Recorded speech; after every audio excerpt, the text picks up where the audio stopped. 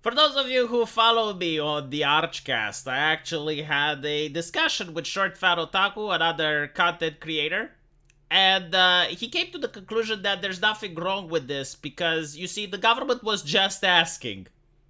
So it's not really like they're forcing social media to do this.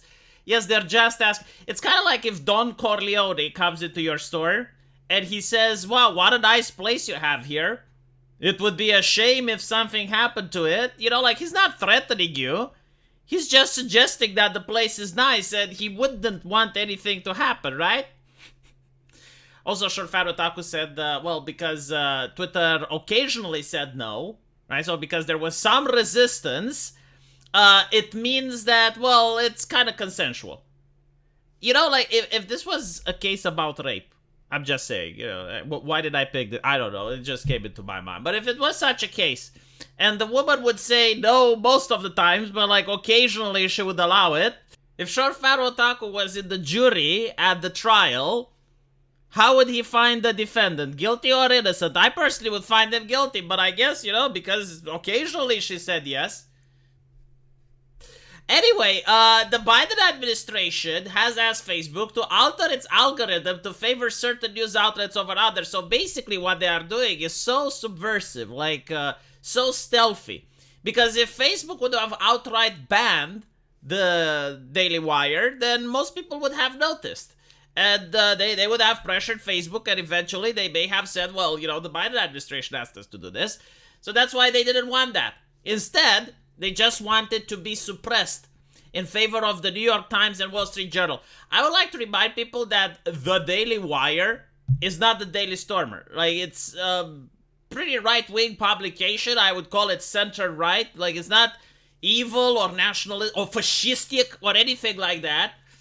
But apparently, no, the New York Times and the Wall Street Journal are the authoritative news sources, right? So the Biden administration decides that authority, a very interesting expression, right? I heard YouTube use it as well. This is why, like, most of the internet is pushing for the authoritative sources. So authority comes from New York Times and Wall Street Journal. Americans, I have a question. Do you vote for the journalists at the New York Times or the Wall Street Journal? Do you vote for the board of investors at the New York Times or the Wall Street Journal? Well, you should, because apparently they have authority. So who gives them the authority? Where is this authority coming from? Why do they have authority but not the Daily Wire? What does the Daily Wire need to do in order to also obtain authority?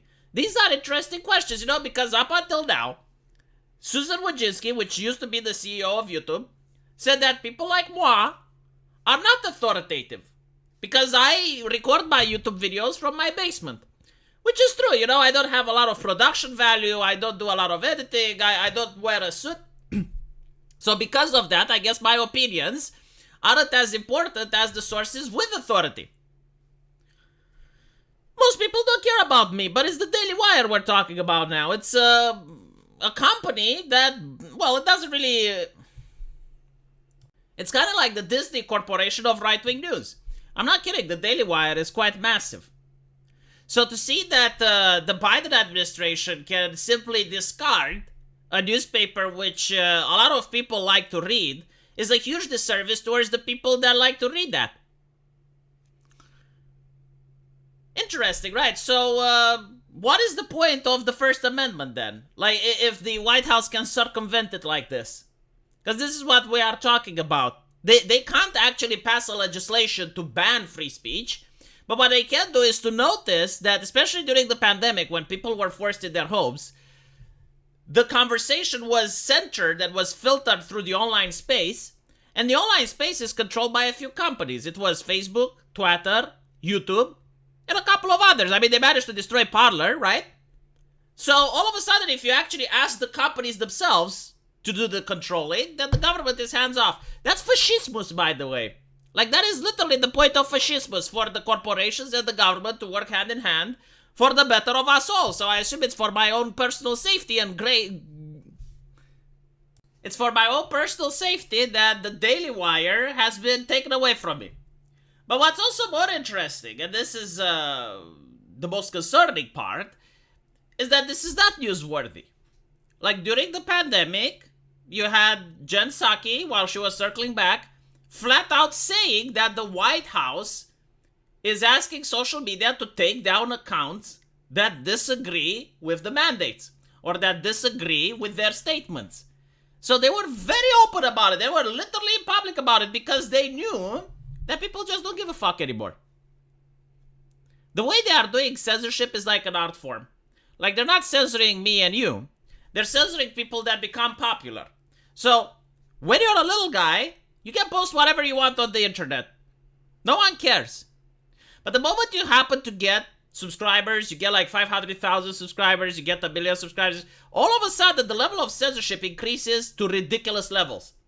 This is why Libs of TikTok is constantly targeted. Like, Libs of TikTok isn't tweeting something that's out of the ordinary or that no one else has tweeted before or, you know, coming up with interesting new concept. No. Same with Andrew Tate, by the way. Like, Andrew Tate isn't saying stuff that other people haven't said before him. The only reason these two people, Libs of TikTok and Andrew Tate, are being targeted is because they have massive followings. So the moment you have a massive following, that's when the censorship takes place. When you're small, you can do whatever you want. Like, I mean, I'm looking at YouTube at smaller channels than me. They can be as edgy as they want. They can say whatever they want, and there's no consequences. And the reality is, like, when I was a smaller channel, I was also edgy as hell, and I could say whatever I want. The moment you actually start growing and getting a following, that's when the censorship takes place. And I remember when I was saying on Twitter that the algorithm is censoring right-wingers, people were saying, no, actually, it's in your head. You know, you're just doing the same boring content. Like, no one wants to hear what you have to say. And yet, here we have evidence that the Biden administration, literally in the year that I was complaining that the algorithms are changing and people are getting suppressed, that they were asking Facebook to do it. Now, this is Facebook, but I'm pretty sure they also asked Twitter. There's no reason why I shouldn't believe that they didn't ask YouTube, given the way they framed it. Authoritative sources. So apparently these new documents obtained under congressional subpoena show the shocking extent of Biden White House contempt for the First Amendment. White House directly demanded that Facebook remove posts it didn't like, and when Facebook's pushed back, White House officials were outraged, and they seem to think that it's the platform's duty to censor whatever the government tells them to. Imagine if the previous administrations, I don't know, like George Bush, would have tried to get the phone company to listen in on people's phone calls and to shut down the phone call of a person that was saying something they didn't like. Or imagine if they were to get the postal office to look into people's packages and mails. Right? Like, this is what we're talking about. We're talking about some Soviet Union type of shit. Back in the day, I remember when the press was actually on paper and you could buy it on kiosks. Like, imagine if the government would force those kiosks to not sell certain newspapers or to just hide them. That's what they're doing. It's like, well, yeah, like this newspaper that we don't like, I put it in the back where no one can find it, or at least it's difficult to find. In the front, I want the New York Times. Like, no, seriously, imagine one of those old people, you know, like, because that's my vision when I was a kid. Like, there was usually people that were old with a beard. And they were selling newspapers. Like, they had a kiosk that was filled with newspapers, right? Imagine if the government goes over there and says, all right, I want the New York Times to be right here in the front. The Daily Wire, that one, like, put it really in the back over there. Like, people have to really put their heads into and turn around in order to see it. Yeah. And I want the Wall Street Journal, like, put it up front here. It's also interesting how the Biden administration loves the Wall Street Journal, which is literally the attack dog against social media. Isn't that fascinating? Let me know what you guys think, though, and as usual, I will see you in the comment section. Take care.